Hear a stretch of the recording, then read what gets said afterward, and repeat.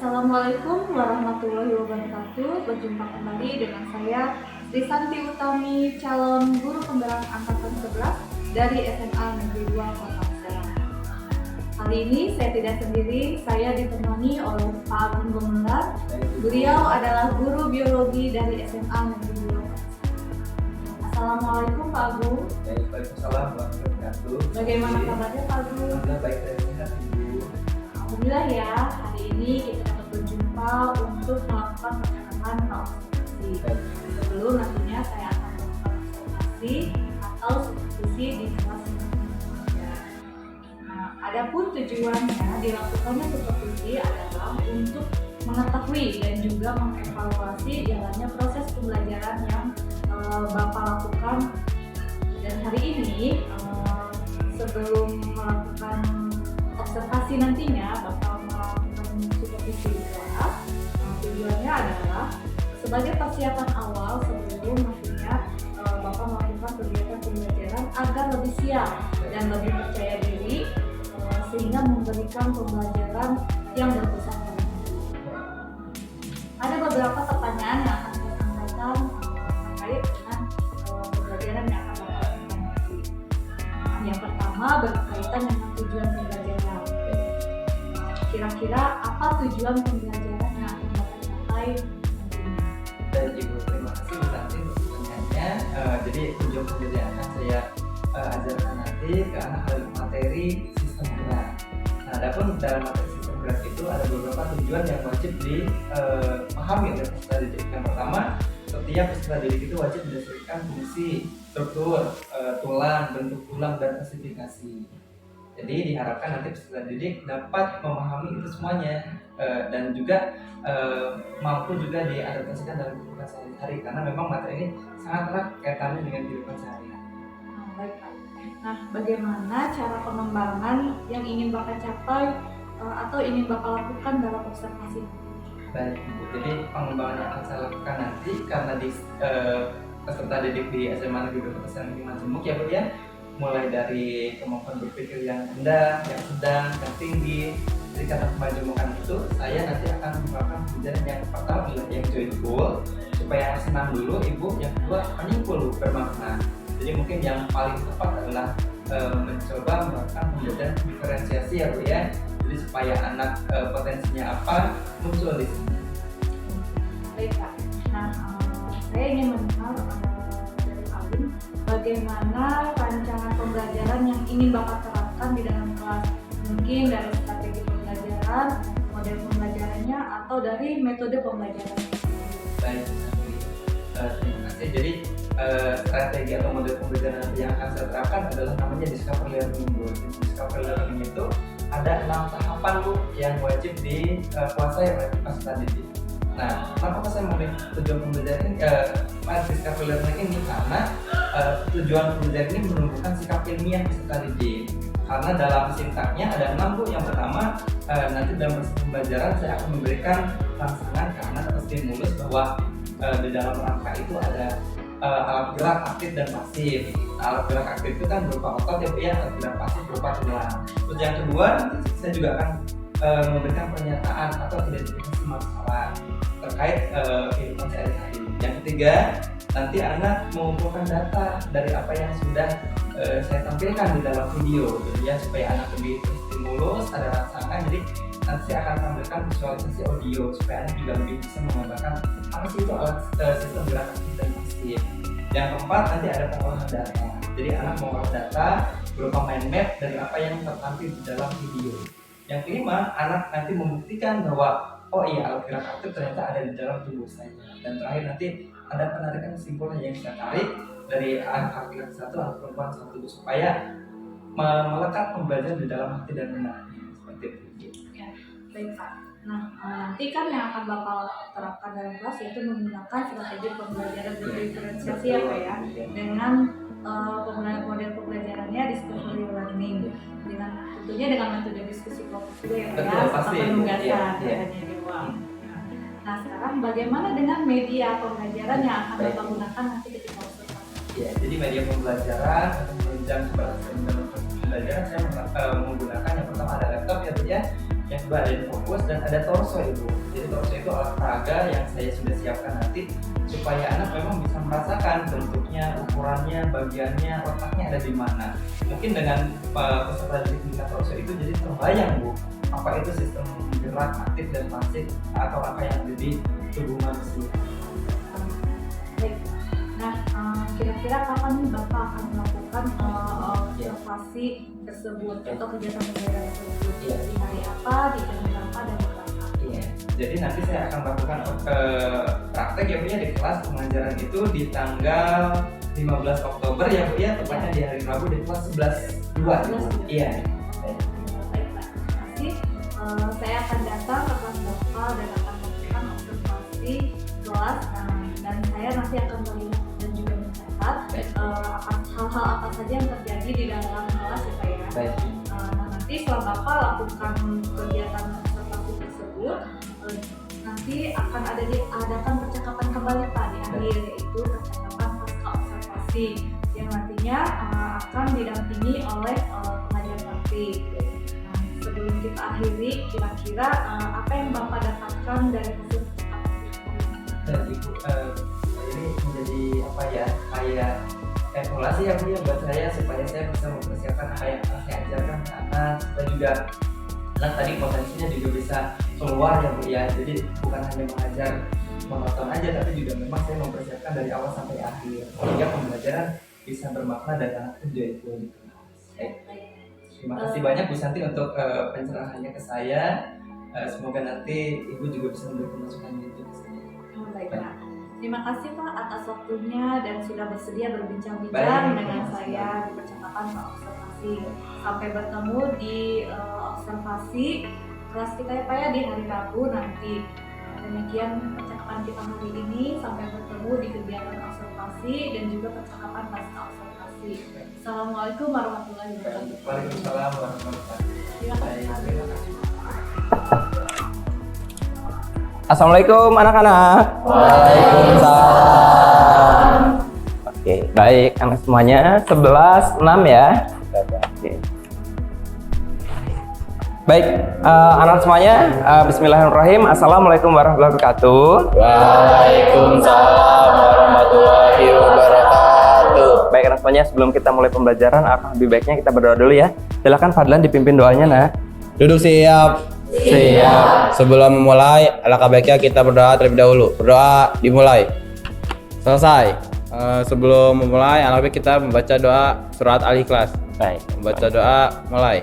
Baik. A'udzubillahi minasyaitonirrajim. Bismillahirrahmanirrahim. Wallahu ahad. Shadaqallahul adzim.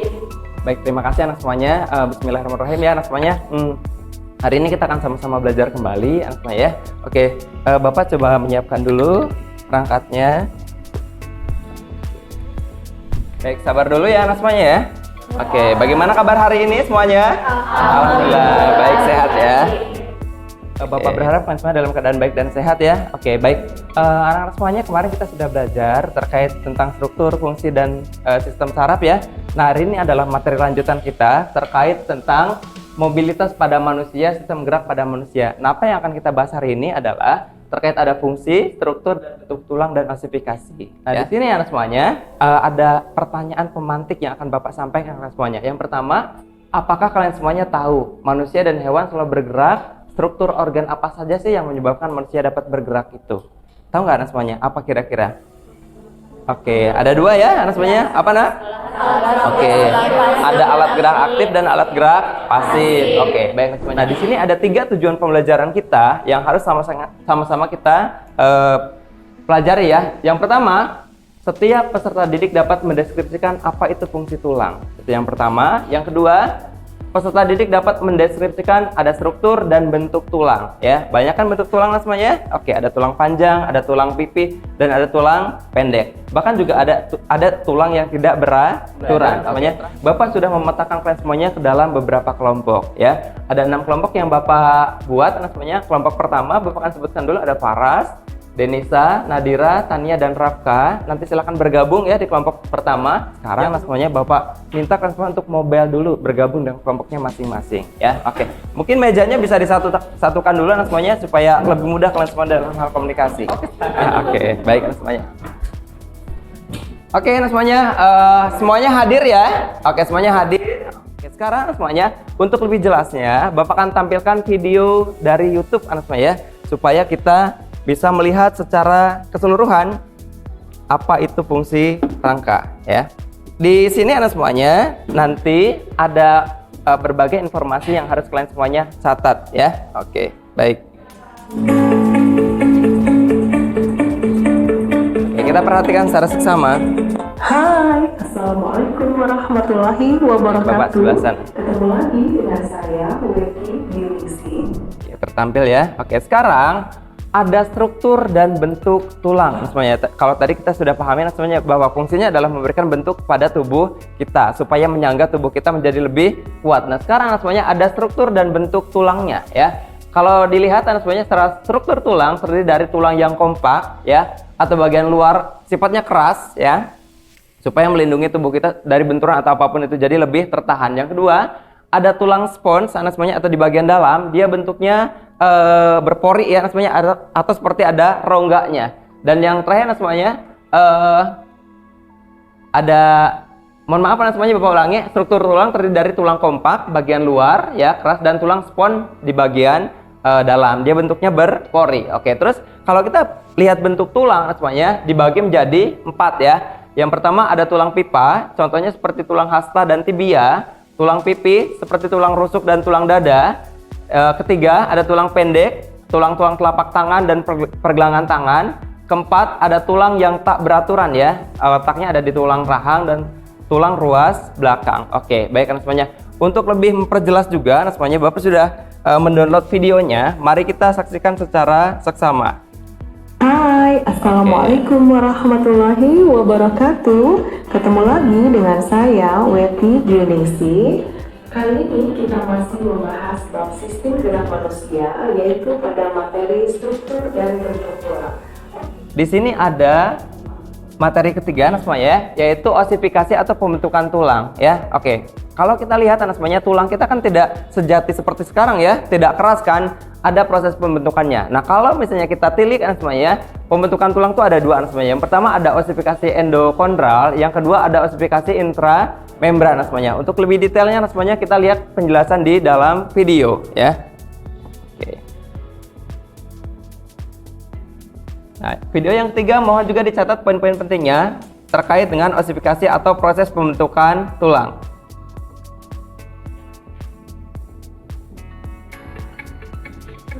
Baik, semuanya di dalam video tadi semuanya sudah disampaikan bahwa ada proses pembentukan tulang ya. Ada faktor-faktornya tadi? Ada ya. Oke, apa saja semuanya faktor pembentukan tulang?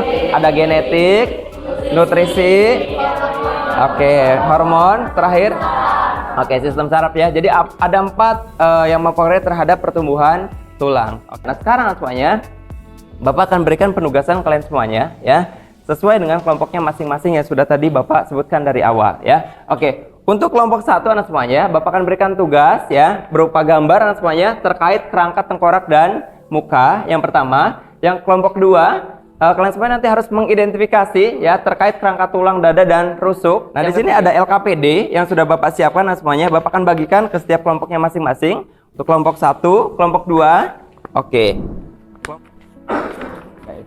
Dan terakhir ada kelompok 6 ya, alat gerak bawah. Hafiz, Fajar, dan kawan-kawan. Baik, semuanya.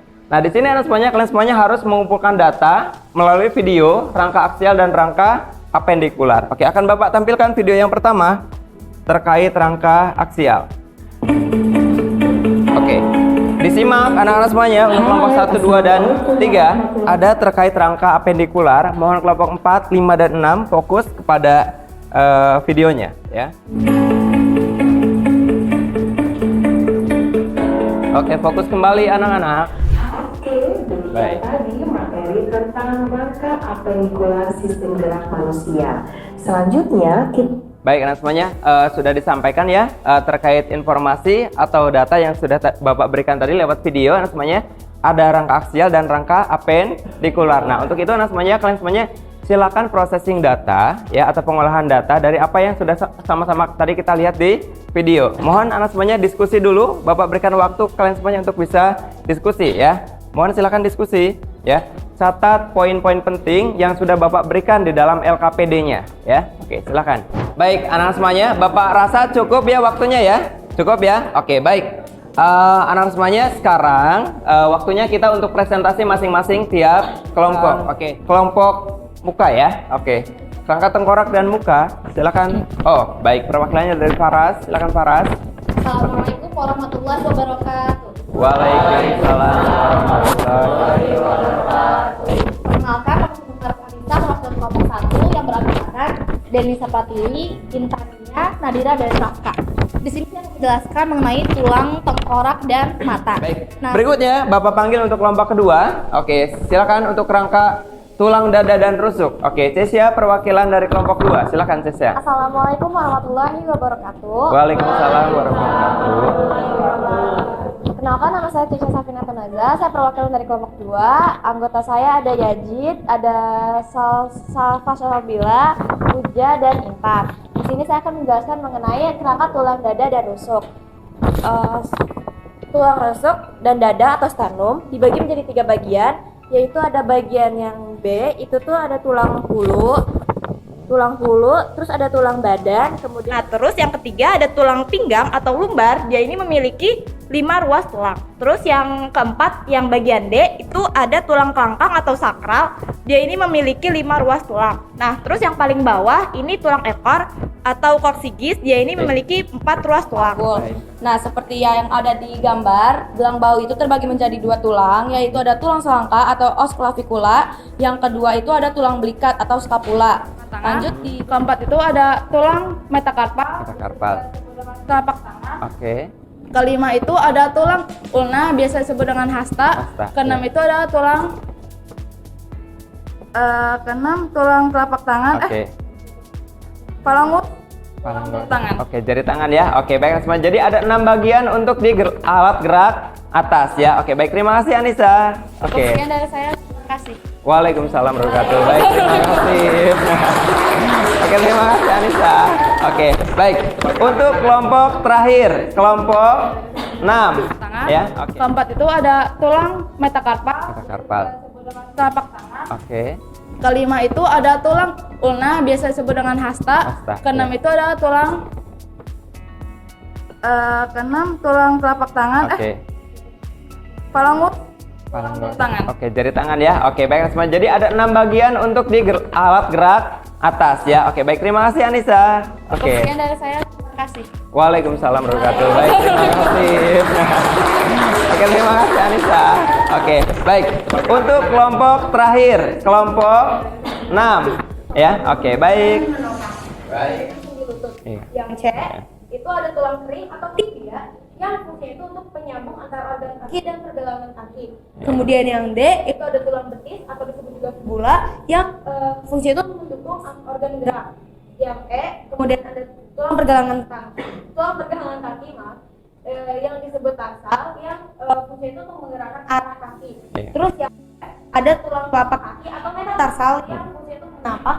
Yang terakhir ada tulang jari-jari kaki atau falangus, yang fungsinya itu untuk menjaga keseimbangan dan menopang. Baik, anak semuanya. Oke, silakan ditutup, Nak. Terima kasih dari hasil diskusi kelompok kami. Wassalamualaikum warahmatullahi wabarakatuh. Waalaikumsalam warahmatullahi wabarakatuh. Tepuk tangan semuanya. Oke, terima kasih banyak. Oke, baik. Anak semuanya sudah disampaikan tadi ya terkait penugasan yang sudah Bapak berikan yang ada di LKPD ya. Dan alhamdulillah semuanya mampu menjawab dengan baik dan benar ya. Oke, sekarang ya Bapak akan meminta 1 orang untuk menyimpulkan dari awal sampai akhir tadi ya. Dan setelah itu anak semuanya Bapak minta juga untuk diverifikasi terkait apa yang disampaikan oleh temannya ya. Oke, baik. Bapak minta untuk Faras, silakan maju ke depan, Nak.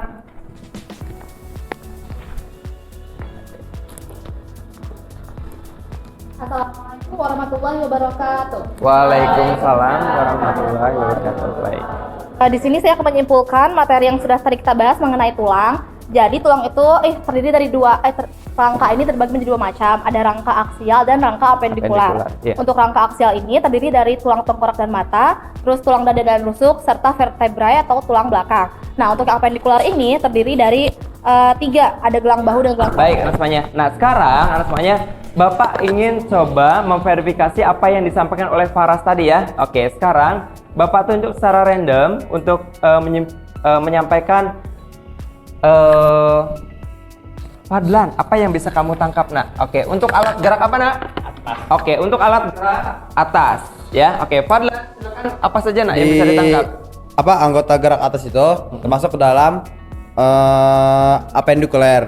Nah, di alat anggota gerak atas itu tuh terdapat ada 6. Oke, yang baik. pertama ada tulang lengan atas, bisa disebut dengan humerus. Baik. Yang kedua ada tulang pengumpil, bisa disebut dengan radius. Terus yang ketiga ada pergelangan tangan, bisa disebut dengan karpal. Yang keempat ada tulang jari tangan, bisa disebut dengan falangus. Yang kelima ada tulang hasta, ulna, dan keenam tulang telapak tangan, metakarpal. Baik, berhasil ya anak semuanya ya. Berarti verifikasi datanya baik anak semuanya. Berikutnya anak semuanya, yang kedua anak semuanya, Bapak akan tunjuk untuk Awa anak semuanya untuk menjelaskan tentang, Bapak random ya, untuk tulang belakang. Oke, baik, silakan Awa. Di sini memverifikasikan tulang belakang. Yang pertama tulang belakang itu disebut dengan vertebrae. Nah, Vertebrae, terus yang di atas tuh ada ruas tulang ekor, yang kedua leher. Oke. Yang kedua ada luas tulang punggung. Oke. Ketiga pinggang. Yang keempat ada kerangka. Yang terakhir ada ekor. Oke. Jumlah seluruhnya 3 ruas. Oke, ada 33 ruas ya, betul ya. Oke, giving plus teman-teman semuanya. Oke, oke. Baik, anak semuanya. Jadi sudah disimpulkan ya, dan sudah diverifikasi juga anak semuanya, dan alhamdulillah semuanya benar ya. Berarti kalian semuanya dapat menangkap materi dengan baik ya dari apa yang Bapak sampaikan. Baik. Vertebrae. Nah, Vertebrae, terus ya. yang di atas tuh ada ruas tulang ekor, yang kedua Leher. Oke. Yang kedua ada luas tulang punggung. Oke. Ketiga pinggang. Yang keempat ada kerangka. Yang terakhir ada ekor. Oke. Jumlah seluruhnya 3 ruas. Oke, ada 33 ruas ya, betul ya. Oke, giving plus teman-teman semuanya. Oke. Baik, anak semuanya. Jadi sudah disimpulkan ya, dan sudah diverifikasi juga anak semuanya, dan alhamdulillah semuanya benar ya. Berarti kalian semuanya dapat menangkap materi dengan baik ya dari apa yang Bapak sampaikan. Baik. Nah, anak semuanya, sekarang Bapak akan menyimpulkan dari apa yang sama-sama kita pelajari dari awal sampai akhir ya, terkait sistem gerak pada manusia. Oke, mohon fokus anak semuanya, dan mohon juga dicatat poin-poin penting yang Bapak sampaikan ya. Oke, jadi anak semuanya, sistem gerak pada manusia ya terdiri dari 2 komponen utama, yaitu sistem gerak aktif disebut dengan otot, dan sistem gerak pasif ya atau tulang dan sendi ya. Kedua sistem ini bekerja sama untuk memungkinkan pergerakan dan mobilitas tubuh kita ya. Nah, kalau kita lihat sistem gerak aktif anak semuanya, yang pertama ada otot rangka. Otot rangka adalah komponen utama sistem gerak aktif ya. Otot-otot ini terhubung ke tulang dan memungkinkan gerakan yang terkoordinasi. Jadi berkoordinasi dia gerakannya. Yang kedua, ada kontraksi otot ya. Otot akan berkontraksi dan berelaksasi untuk menggerakkan bagian tubuh. Nah, kontraksi otot ini dapat bersifat volunteer atau disadari dan tidak disadari ya. Oke, yang berikutnya ada tendon. Tendon adalah jaringan ikat yang menghubungkan otot dengan tulang. Dia memungkinkan transmisi gerak dari otot ke tulang. Jadi pergerakan kita semuanya perpindahan ya, transmisi. Nah, ada sistem alat gerak aktif, pasif semuanya terdiri dari yang pertama ada tulang ya. Tulang memberikan struktur dan bentuk pada tubuh kita serta melindungi organ-organ vital kita seperti otak kita, mata kita kan dilindungi oleh tulang ya. Yang kedua ada sendi. Sendi adalah persambungan antara 2 atau lebih tulang kita yang memungkinkan pergerakan kita. Misalnya semuanya pergelangan kita kan bisa terbentuk karena adanya sendi ya. Ketiga ada ligamen. Ligamen adalah jaringan ikat yang menghubungkan tulang dengan tulang. Jadi dia fungsinya adalah menstabilkan sendi. Keempat ada kartilago. Kartilago adalah jaringan lunak yang melapisi permukaan sendi, mengurangi gesekan dan meredam guncangan. Dia seperti pelumas ya, oke, atau lubrikan semuanya. Terus ada otot rangka semuanya, ada struktur otot rangka. Otot rangka terdiri dari serabut-serabut otot yang terikat ya. serta tendon yang menghubungkan otot dengan tulang. Berikutnya ada jenis otot semuanya. Nah, ada 3 jenis otot, ada otot polos, otot jantung, dan otot rangka. Nah, selanjutnya ada kontraksi otot. Kontraksi otot terjadi saat serabut otot memendek, ya, menarik tulang dan menyebabkan pergerakan. Terus ada energi otot. Otot mendapatkan energi dari pemecahan ATP. ATP apa artinya, anak-anak? Adenosin trifosfat, ya, yang dihasilkan melalui proses respirasi sel, ya. Nah, berikutnya ada tulang, ya. Di sini ada struktur tulang. Tulang terdiri dari tulang kompak, ya, atau disebut sebagai bagian luar yang sifatnya keras, ya. Terus ada tulang spons di bagian dalam yang dia bentuknya berpori, ya. Berikutnya ada fungsi tulang di sini. Tulang memberikan bentuk, struktur, dan perlindungan bagi tubuh kita. Tulang juga berfungsi sebagai tempat melekatnya otot, ya, supaya kita bisa bergerak. Berikutnya, nah, pertumbuhan tulang sebenarnya atau osifikasi istilahnya. Tulang tumbuh terutama pada masa anak-anak dan remaja melalui proses namanya osifikasi atau remodeling, ya. Nah, berikutnya di sini ada sendi. Nah, sendi ada macam-macam, sebenarnya ada sendi peluru, memungkinkan gerak rotasi atau memutar seperti pada bahu kita nih, ya. Memutar dia. Terus ada sendi engsel yang sebenarnya memungkinkan gerakan fleksi atau ekstensi, ya, seperti pada siku dan lutut kita nih, anak semuanya, ya. Jadi siku dan lutut kita kan fleksibel tuh, ya. Oke, terus ada sendi putar, mungkin gerakan memutar seperti pada leher kita. Coba digerakkan leher kalian semuanya, apakah bisa memutar? Bisa, ya. Oke. Terus berikutnya yang terakhir ada sendi pelana, memungkinkan gerakan kompleks seperti pada ibu jari kita tuh, ya kan? Kompleks kan gerakannya, bisa mencekram, bisa mengambil dan seterusnya. Nah, berikutnya anak semuanya di sini ada fungsi sistem gerak aktif, ya. Pertama, ada pergerakan, otot menggerakkan tulang untuk memungkinkan mobilitas tubuh kita, bergerak mobile dari titik A ke titik B. Yang kedua, stabilisasi, otot membantu menjaga postur tubuh dan stabilitas sendi kita. Terakhir, ada produksi panas, ya. Kontraksi otot menghasilkan panas yang membantu menjaga suhu tubuh kita supaya tetap ideal atau stabil, ya. Nah, berikutnya di sini ada fungsi sistem gerak pasif. Pertama, strukturnya, tulang memberikan bentuk dan struktur bagi tubuh kita supaya kita tetap bisa tegak atau menyangga, ya. Yang kedua, fungsinya adalah perlindungan. Tulang melindungi organ-organ vital seperti otak, jantung, dan paru-paru, ya. Yang ketiga ada pergerakan. Sendi memungkinkan tulang bergerak dengan lancar, ya. Oke. Nah, berikutnya semuanya yang terakhir adalah proses osifikasi atau proses pembentukan tulang. Oke, yang pertama ada proses pembentukan tulang di awal semuanya. Nah, proses pembentukan tulang ini terbentuk melalui proses namanya osifikasi, di mana jaringan tulang rawan berubah menjadi tulang keras atau tulang sejati, ya. Berikutnya nanti ada pertumbuhan tulang, ya. Pada anak-anak semuanya, tulang tumbuh melalui jaringan namanya epifisis, yaitu lempeng tulang rawan di ujung tulang panjang. Lalu nanti terakhir semuanya terbentuk struktur tulang dewasa, ya. Setelah masa pubertas, epifisis menutup dan tulang tumbuh menjadi penuh dan sempurna. Baik semuanya, selesailah pembelajaran kita hari ini terkait fungsi, struktur, dan bentuk tulang. Dan terakhir adalah proses osifikasi. Nah, sekarang semuanya, Bapak minta kalian semuanya untuk merefleksi apa yang sudah sama-sama kita kerjakan, ya, dari awal sampai akhir. Ada beberapa pertanyaan yang akan Bapak ajukan kalian semuanya. Mohon ini ada kertas semuanya, mohon diisi saja, ya. Baik, dibagi dengan teman-temannya. Ada 5 pertanyaan yang sudah Bapak siapkan semuanya terkait refleksi pembelajaran kita hari ini. Oke, satu-satu, ya. Oke, kalau lebih diberikan ke temannya. Oke, silakan. Ada lebih? Oke, dibagikan dulu anak semuanya. Ada lebih nggak, nak? Ada. Oke, baik, terima kasih Nufus. Oke, silakan, nak. Dibagi anak semuanya. Dengarkan instruksinya terkait refleksi pembelajaran kita hari ini anak semuanya, ya. Oke. Baik. Dan mohon anak semuanya untuk refleksi pembelajaran ini kalian semuanya sampaikan seobjektif mungkin, ya. Jadi objektif anak semuanya artinya adalah sebenar-benarnya, ya. Pertama, apakah ada kendala atau kesulitan pada kegiatan pembelajaran kita hari ini, ya, terkait fungsi, bentuk, dan struktur dan osifikasi, ya, pada tulang manusia. Yang kedua, apakah kegiatan pembelajaran menyenangkan dan bermakna untuk kalian semuanya, ya? Mengingat tadi bisa kita rasakan juga kan, contohnya secara langsung. Oke, yang ketiga, apakah selama proses pembelajaran mendapatkan ilmu pengetahuan yang baru, istilah yang baru, atau apapun itu, apakah mendapatkan itu, ya?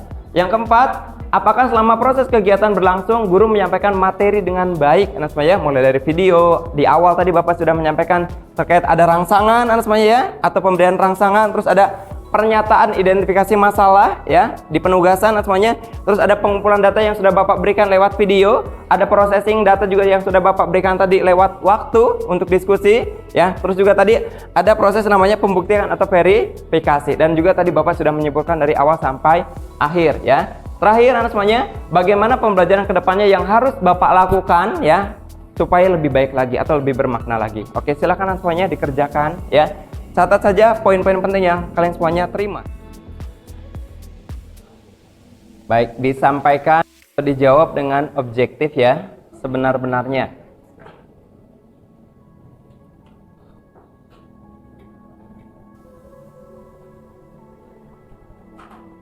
Sudah, oke, baik anak semuanya. Ditunggu dulu anak semuanya. Boleh yang sudah dikumpulkan ke Bapak? Oke, baik, terima kasih. Oke, baik. Udah, sini nak. Oke. Oke, terima kasih Cesya. Gajit. Oke. Udah, kelompok sini. Baik. Siap, terima kasih. Oke. Awak sudah? Sahid, oke, silakan dilanjut. Yang belum silakan dilanjut anak-anak. Oke. Baik, terima kasih. Rafka, ayo. Faras, Anissa. Oke. Fadlan, Rafli. Oke, baik. Ada? Oke, Nisa. Oke. Oh, udah. Belum. Oke. Tenang semuanya ya, masih ada waktu. Oke, baik. Terima kasih.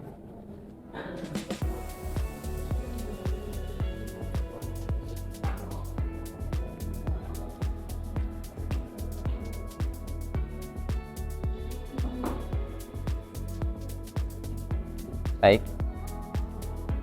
Oke. Rafka, oke sudah nak. Oke. Terima kasih Rafka. Oke. Tinggal kelompok Hafiz ya yang belum ya. Oke, sini juga belum. Oke, baik. Wanda sudah nak. Oke, Sahid, ayo.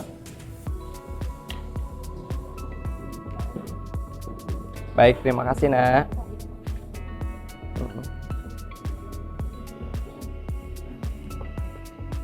Oke, Sahih, terima kasih nak untuk refleksinya.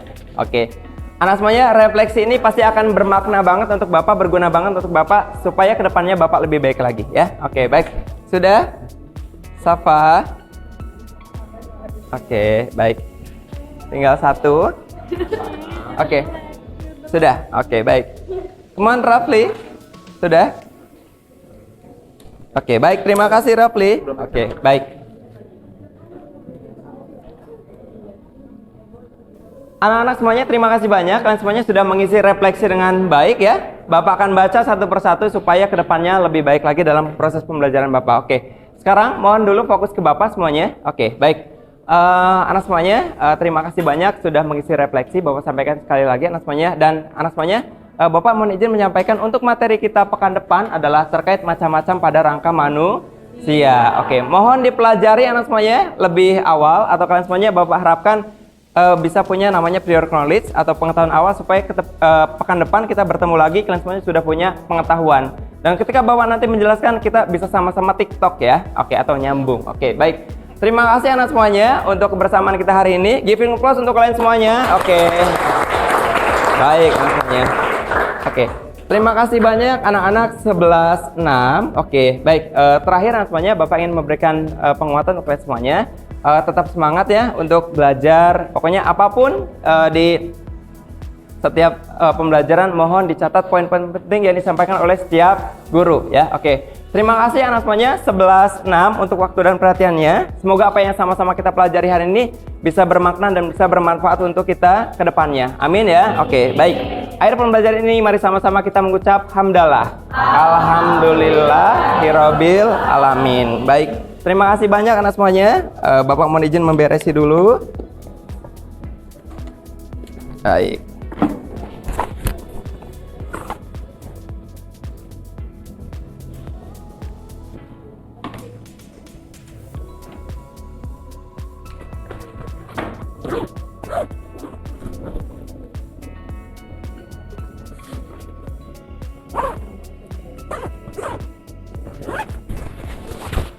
Baik, terima kasih banyak anak-anak. 11-6. Bapak mohon izin pamit. Assalamualaikum warahmatullahi wabarakatuh. Waalaikumsalam warahmatullahi wabarakatuh. Terima kasih kembali anak-anak. Assalamualaikum warahmatullahi wabarakatuh. Saya Sri Santi Utami, calon guru penggerak angkatan 11 dari SMA Negeri 2 Kota Serang. Pada hari ini saya tetap ditemani oleh Bapak Agung Gemelar, guru biologi SMA Negeri 2 Kota Serang yang telah diobservasi pada supervisi akademik. Dan pada kali ini saya ditemani oleh Ibu Neneng Fari, yaitu pengajar praktik pada pendidikan guru penggerak angkatan 11. Assalamualaikum Bapak. Ya, waalaikumsalam. Assalamualaikum Ibu. Ya, baik. Bagaimana kabarnya Bapak hari ini? Alhamdulillah baik sekali Bu, sehat. Alhamdulillah, di percakapan pasca observasi ini saya akan memberikan pertanyaan-pertanyaan terkait proses pembelajaran yang telah Bapak lakukan dengan tujuan untuk mengevaluasi sejauh mana proses pembelajaran yang telah Bapak lakukan. Nah, pertanyaan yang pertama, bagaimana perasaan Bapak terkait dengan jalannya kegiatan observasi yang telah berlangsung? Baik, terima kasih Bu Santi untuk pertanyaannya. Jadi perasaan saya terkait sudah berlangsungnya observasi ya Bu ya, saya jadi lebih tahu ya Bu ya kekurangan atau kelebihan saya ketika mengajar. Jadi dengan adanya supervisi atau observasi yang Ibu lakukan, jadi saya semakin tahu letak kurangnya atau salahnya di mana, sehingga saya sebagai seorang pendidik bisa memperbaiki atau mengevaluasi ke depan seperti apa nanti menunjukkan performa terbaik ke anak ya Bu ya, karena kan pembelajaran sekarang ini lebih baik atau lebih berfokus ke anak. Terus juga tujuan kedepannya kan juga untuk mengembangkan potensi yang ada di peserta didik ya Bu ya. Baik Pak, bisa diceritakan kembali Pak area pengembangan apa yang Bapak lakukan di dalam kelas? Kemudian tahapan atau langkah-langkah pembelajaran apa yang sudah Bapak lakukan di dalam kelas? Baik, terima kasih Bu Santi. Jadi kemarin ketika praktik di kelas, itu kan materi yang sedang berlangsung adalah materi sistem gerak ya Bu ya. Jadi dalam materi sistem gerak itu ada tujuan pembelajarannya. Nah, tujuan pembelajaran itu peserta didik dapat mendeskripsikan ada fungsi, ada struktur, bentuk tulang, dan osifikasi. Nah, di sana bagaimana caranya saya mengemas materi yang kompleks, karena di biologi itu kan banyak terdapat istilah, terus juga nama Latin, dan sebagainya. Nah, bagaimana caranya supaya peserta didik itu bisa, pertama dia harus joyful dulu ya Bu ya. Joyful dalam arti dia harus senang dalam proses pembelajaran supaya dia juga tetap nyaman dan kondusif di kelas. Yang kedua juga bagaimana caranya supaya pembelajaran itu bisa bermakna bagi peserta didik.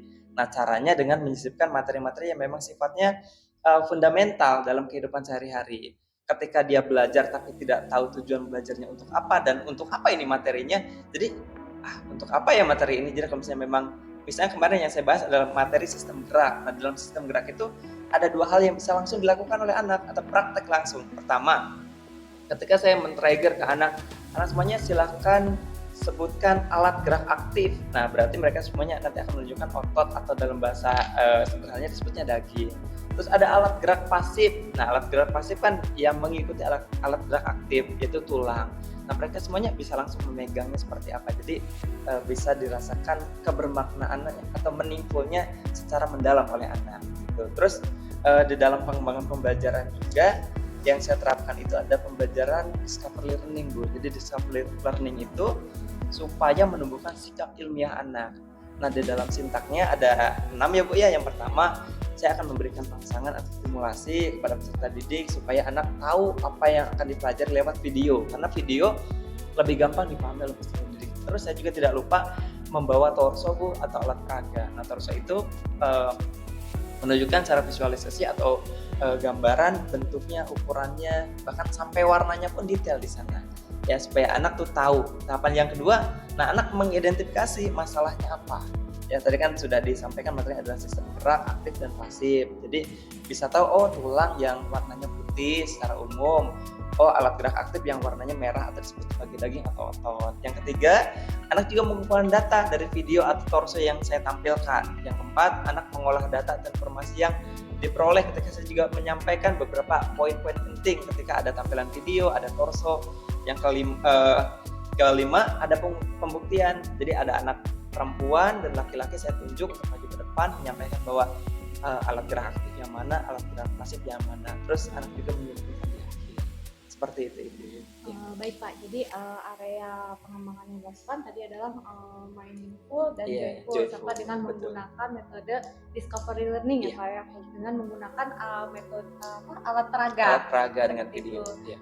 Baik, nah menurut Bapak sejauh mana area pengembangan yang sudah Bapak sampaikan tadi, apakah sudah berhasil dilakukan atau tidak? Baik Ibu, saya rasa semuanya tidak ada yang sempurna ya Bu ya, dalam pengembangan pasti ada poin plus dan minusnya.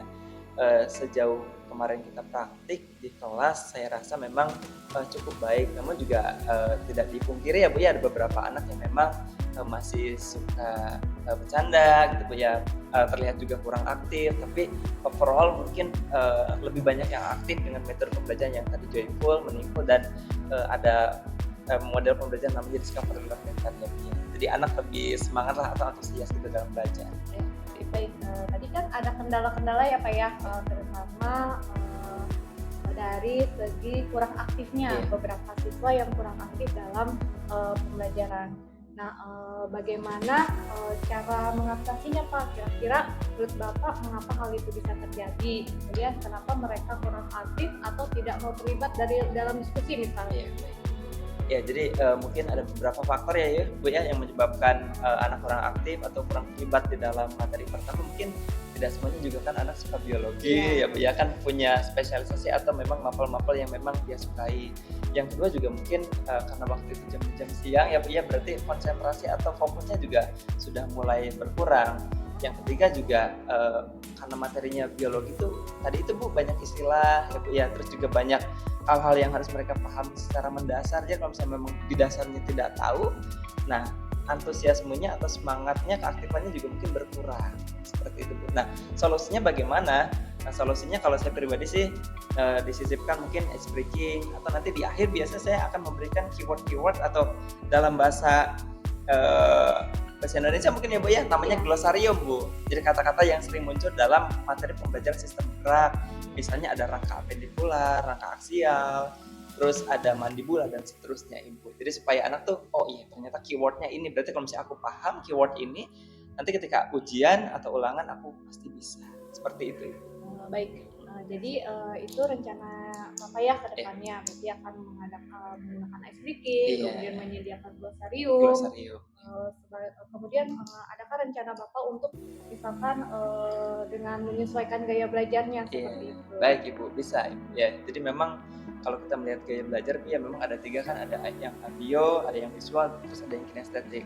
Nah, memang kalau dalam pelajaran biologi harus ada ketiganya Bu. Makanya tadi kan ada video saya tampilkan supaya anak yang visualisasi bisa melihat, terus ada yang audio kan juga mereka bisa mendengar, terus juga saya tampilkan torso Ibu, yang kinestetik kan oh dia bisa merasakan secara nyata gitu kan ya, seperti apa bentuknya dan sebagainya. Jadi saya rasa tiga metode tadi bisa diterapkan dalam pembelajaran dan cukup efektif ya Bu ya selama ini. Baik Bapak, mudah-mudahan apa yang Bapak katakan akan realisasi dan memberikan proses pembelajaran yang lebih baik lagi dibandingkan dengan yang sudah Bapak lalui. Jadi saya tunggu nanti cerita-cerita Bapak nanti ya, apakah bisa realisasi atau tidak. Nah, kira-kira kapan Bapak akan melakukan perubahan dan rencana yang telah Bapak sampaikan tadi? Baik Bu, jadi mungkin perubahan akan saya lakukan secepatnya ya Bu ya, di tiap pembelajaran. Sesudah pembelajaran juga biasanya saya punya catatan kecil Ibu. Biasanya kalau misalnya memang dalam proses pembelajaran agak kurang gitu Bu ya, saya biasanya memberikan catatan kecil. Jadi di kelas berikutnya itu biasanya lebih baik gitu. Kan pembelajaran saya dari hari Senin sampai hari Jumat. Biasanya di kelas-kelas awal tuh memang agak sedikit minus-minus gitu Bu. Tapi di kelas yang akhir biasanya itu lebih baik atau lebih sempurna. Karena ada catatan kecil di setiap kelas ketika saya mengajar. Oh yang tadi kurangnya ini, yang tadi kurangnya ini. Jadi saya catat, kedepannya akan menjadi lebih baik. Seperti itu Bu, cara saya mengevaluasi diri saya pribadi ya Bu ya. Baik. Baik, terima kasih Pak Agung atas jawabannya. Semoga apa yang Bapak rencanakan ini dapat secepatnya terrealisasi. Amin ya. Baik, selanjutnya saya akan memberikan kesempatan kepada Ibu Neneng sebagai pengajar praktek untuk memberikan umpan balik dan atau tanggapan terkait jalannya percakapan pasca observasi ini atau mungkin kegiatan observasi di kelas. Silakan Ibu.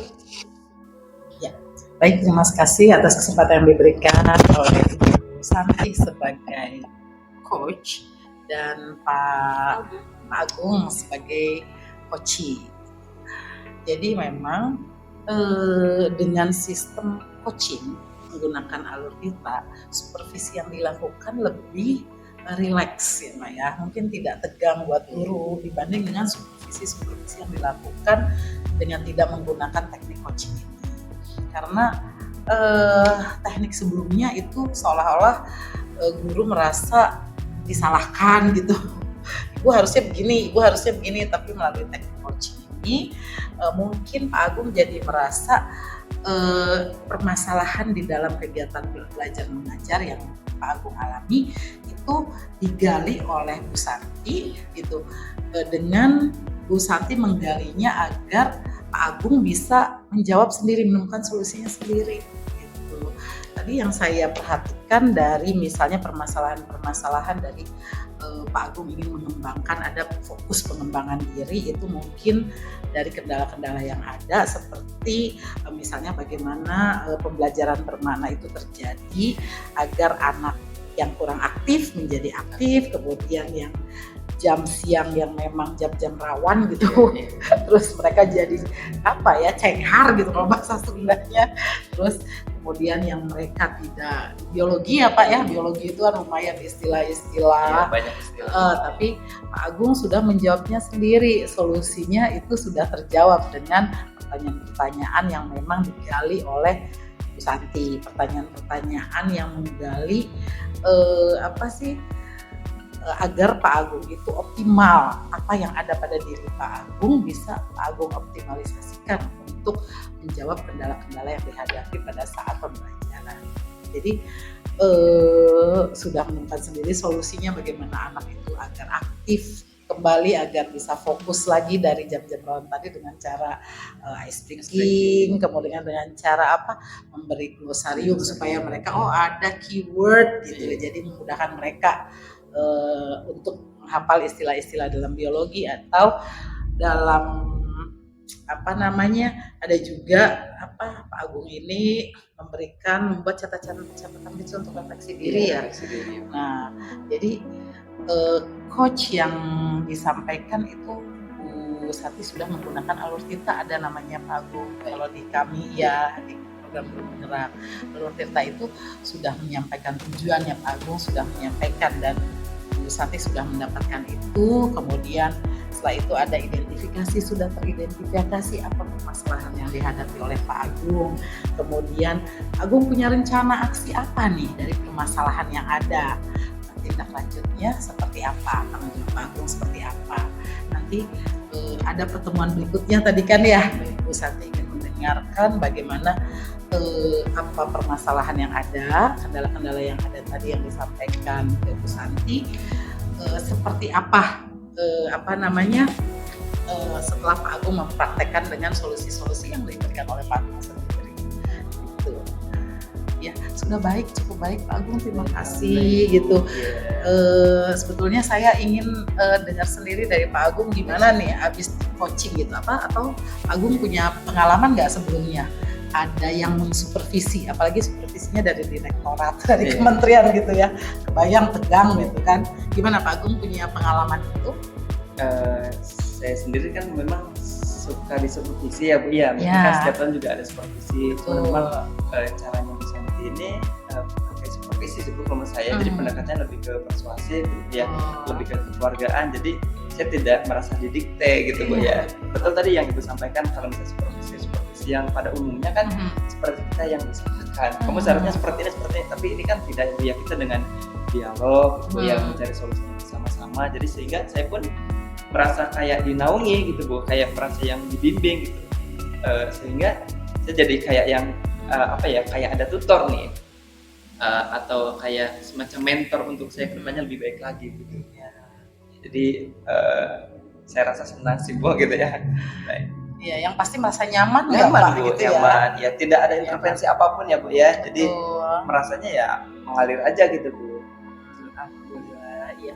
Mudah-mudahan kedepannya Bu Santi bisa, kan sudah beberapa guru penggerak sudah keluarkan dari SMA 2 gitu ya, mudah-mudahan bisa kerjasama. Rangkaian supervisi akademik pada hari ini sudah selesai. Dimulai dari rangkaian percakapan pra-observasi, observasi kelas, dan yang terakhir adalah percakapan pasca observasi. Saya ucapkan terima kasih pada Ibu Neneng, Pak Agung, sebanyak-banyaknya. Saya akhiri. Wassalamualaikum warahmatullahi wabarakatuh. Waalaikumsalam.